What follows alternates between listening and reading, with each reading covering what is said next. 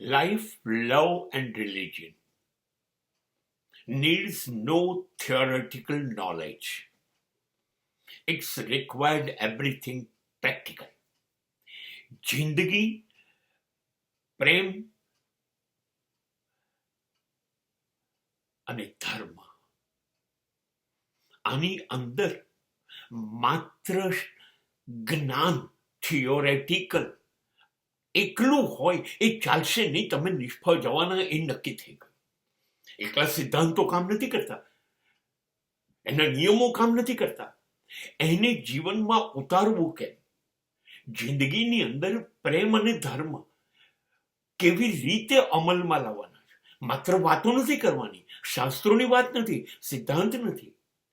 વાતો કરવાથી ધર્મ નથી કે પ્રેમ નથી મળી જતો. કે જિંદગી જે ક્યારેય કોઈને સમજાઈ નથી એ સમજાઈ જાય માત્ર સિદ્ધાંતોથી નહીં. એવું નહીં શક્ય બને.